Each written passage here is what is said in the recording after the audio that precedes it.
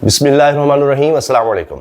Donald Trump अमरीकी सदर मुंतखब हो गए हैं। अमरीका के इलेक्शन डोनाल्ड ट्रंप जीत गए हैं। अब पाकिस्तानी हुकूमत इतनी ज़्यादा परेशान क्यों है, हुकूमत के अहलकार इतने ज़्यादा खौफजदा क्यों हैं, परेशान क्यों है, इसकी वजह क्या है, उस पर हम बात करेंगे।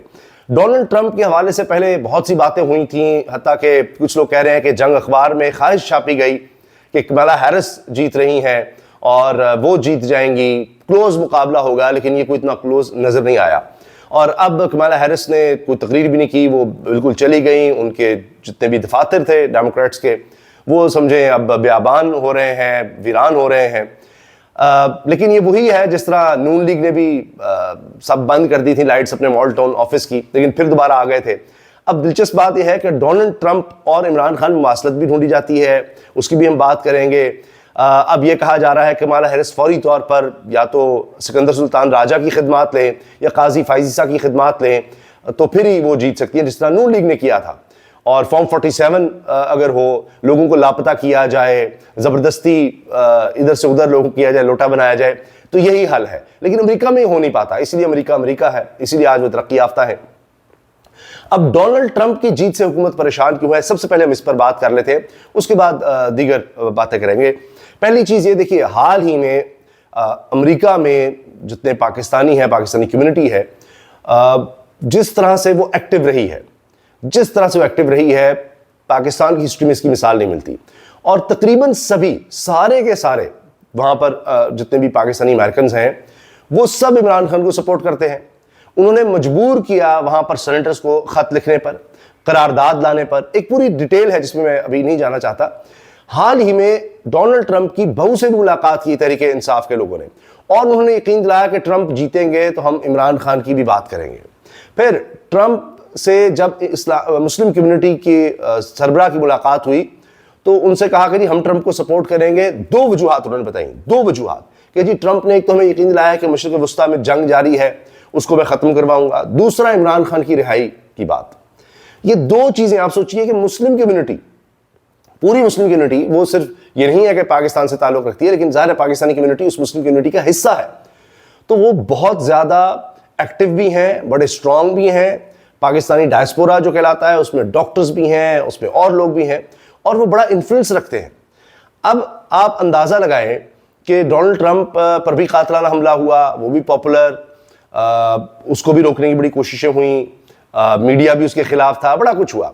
अब वो कैसा होता कैसा नहीं होता, बात यह है डेमोक्रेसी में तो जिसको जो वोट मिलेगा उसको हक है, बात खत्म। अब वहां ये सोचे, कोई इदारे सोचे, कोई सिकंदर सुल्तान राजा, काजी फाइज़ के लिए हमने इसका रास्ता रोकना है, वहां ये नहीं होता, नहीं हो सका। तो यहाँ तो जनाब आप उठाएं, लापता करें, सिकंदर सुल्तान राजा लोगों से छीन रहे हैं कागजात नामजदगी, और 47 का झुल्लू फेर रहे हैं, वोट किसी को डले हैं, बंद कर दिया, सारा कुछ कर दिया। तो वहाँ स्टेबिलिटी है, वहाँ आप सोचेंगे नहीं कि अच्छा जीत गया ट्रंप, इसको जीत को हार में बदल देंगे, ये नहीं होने वाला।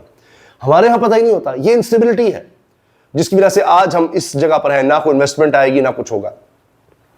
अब क्यों हुकूमत परेशान है? एक तो ये कि सारा कुछ इनके साथ जुड़ा हुआ था पिछली हुकूमत के साथ, अमेरिका की, उस दौर में रजीम चेंज हुआ, और डोनाल्ड लू वो पिछले सेटअप के साथ थे, जिन्होंने कहा कि इमरान खान को हटाओ नहीं तो इसके नताइज होंगे।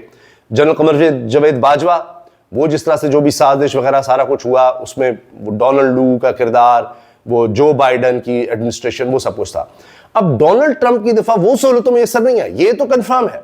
वो इमरान खान के लिए कुछ करता ही नहीं करता, उसने जो दावे किए करता नहीं करता, वो अलग बात है, लेकिन अब हुकूमत को वो वाली सहूलत में असर नहीं है। ये मसला एक तो हुकूमत का नजर आ रहा है। फिर दूसरी चीज ये कि डोनाल्ड ट्रंप के बयानात। फिर तीसरा सबसे अहम पॉइंट जो मेरी नजर में है वो है ज़ुल्म खलीलजाद, जो बरह रास्त इमरान खान की गवर्नमेंट से बात करते रहे, यहाँ से अमरीकी इनखला के लिए अफगानिस्तान से, और डोनाल्ड ट्रंप के चीफ एडवाइजर भी कह सकते हैं, एक वक्त में वो वज़ीर ख़ारजा भी बन सकते थे, डोनाल्ड ट्रंप उनको बनाना चाहते थे। और जो बाइडन ने, जो अभी हुकूमत गई है, फारिग हुई है अमेरिका की, उन्होंने ज़ुल्म खलीलजाद को हटाया। अब ज़ुल्म खलीलजाद का आप जाकर देख लें एक्स ट्विटर हैंडल, आपको सिर्फ और सिर्फ इमरान खान की हिमायत मिलेगी, और मौजूदा रजीम और ये सारा कुछ जो हो रहा है इसके खिलाफ भरपूर ट्वीट्स मिलेंगी। अब एक तो बुनियादी चीज़ है, कॉमन सेंस की बात है कि डोनाल्ड ट्रंप जब आ गए हैं, अब सदर बन गए हैं, अब 20 जनवरी को वो बाकायदा सदर का ओहदा संभालेंगे, उस दौरान में सारी ब्रीफिंग्स वगैरह भी होंगी।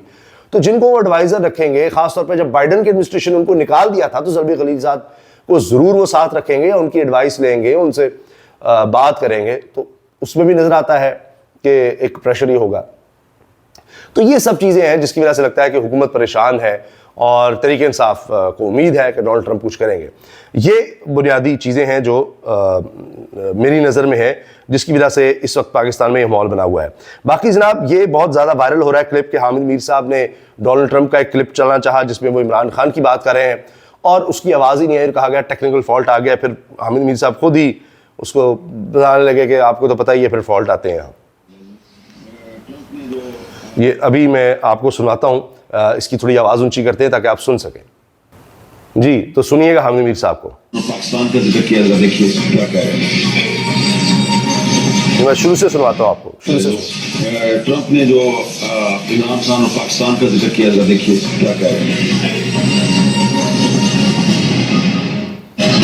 अब आप सुनते जाएं, इसमें सिर्फ म्यूजिक है, आवाज़ आएगी नहीं ट्रंप की।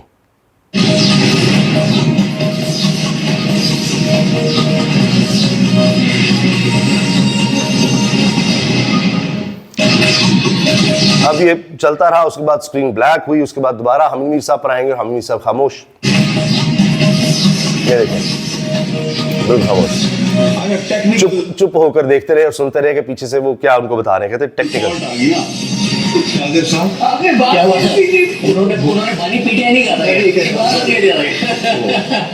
टेक्निकल फॉल्ट ऐसा आ गया क्योंकि डोनाल्ड ट्रंप ने बानी पीटीआई नहीं कहा, उन्होंने इमरान खान नाम लिया होगा, इसलिए चल ही नहीं सकता। मैं सीधा सवाल कर लेता हूँ ना, टेक्निकल प्रॉब्लम समझते हैं ना आप, ये भी टेक्निकली मसला है।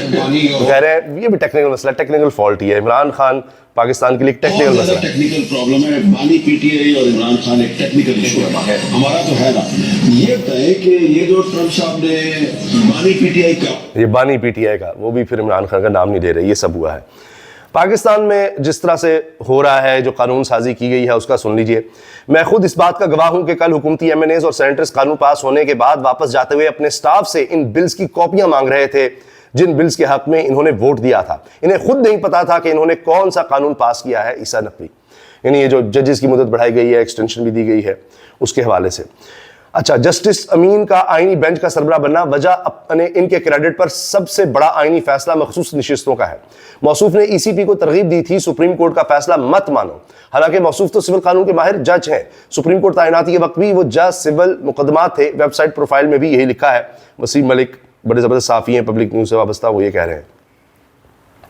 इसके अलावा जनाब, हम ख्याल आईनी बेंच जस्टिस याया के हवाले से भी धुन छट गई। फाइज ईसा के बाद जो अगले चीफ जस्टिस हैं, उम्मीदें थी कि अदलिया अपने आईनी जमहूरी किरदार के लिए खड़ी होगी। आज वो तमाम उम्मीदें दम तोड़ गई। बजाय हुकूमत ने अदालत के अंदर अपनी अदालत बनाकर अदलिया को जकड़ लिया है, महकूम बना लिया है। चले, याया फरीदी साहब का कोई वो तो नहीं रहा कि एक लोगों के जहन में हो कि अच्छा कुछ करेंगे। सब कुछ खुलकर सामने आ गया, कोई वो होता है भरम या कुछ उम्मीदें। ये देखिए, इमरान खान के हक में और इमरान खान की रिहाई के लिए आवाज उठाने वाली अमेरिकी शहरी इल्हान उमर भी इलेक्शन जीत गई। इल्हान उमर का ताल्लुक डोनाल्ड ट्रंप की पार्टी से है। अच्छा जी, आग लगेगी आज बहुत तेज जाती उमरा में, ये जनाब सपोर्टर्स कह रहे हैं तहरीक इंसाफ के। There's not a place in the US where I go where I don't meet American Pakistani community that is asking about how we are working with the State Department in regards to Imran Khan. Ilhan Omar कह रही हैं कि मैं जहां जाती हूं America में, कोई जगह ऐसी है जहां पाकिस्तानी ये सवाल ना करते हो कि हम इमरान खान की रिहाई के लिए क्या करेंगे, क्या कर रहे हैं, स्टेट डिपार्टमेंट से क्या बात कर रहे हैं, वजारत खारजा से। अच्छा, इमरान खान के हवाले से ये देख लीजिए। अब इमरान खान की तोशाखाना 2 केस में जमानती दरखास्त 12 नवंबर को समाअत के लिए मुकर्रर। इस्लामाबाद हाई कोर्ट के जस्टिस मियां गुल हसन औरंगजेब केस की समाअत करेंगे। अदालत ने FIA को नोटिस जारी करके ऑफिस को केस दोबारा मुकर्रर करने की हिदायत की थी। तो ये जनाब अब केस लग गया है और अब इस वक्त ये बड़ी खबरें बनी हुई हैं। वज़ीर दिफा ख्वाजा आसिफ साहब परेशान हैं, कहते हैं PTI इमरान खान को बैरून मुल्क भिजवाने की कोशिश कर रही है, क्योंकि बैरून मुल्क से ट्रंप के जीतने की खबर आ गई है। तो ये अभी से परेशान हो गए हैं कि अब हमारा बनेगा क्या। जिनके वेंटिलेटर लगे हुए थे वो दोबारा हमें ट्रंप वेंटिलेटर लगाएगा नहीं लगाएगा, वो कुछ भी कर सकता है, वो एक पॉपुलर लीडर है, पता नहीं क्या फैसले लेगा। इनको ये परेशानी खाई जा रही है। इजाज़त दीजिए, अल्लाह हाफ़िज़।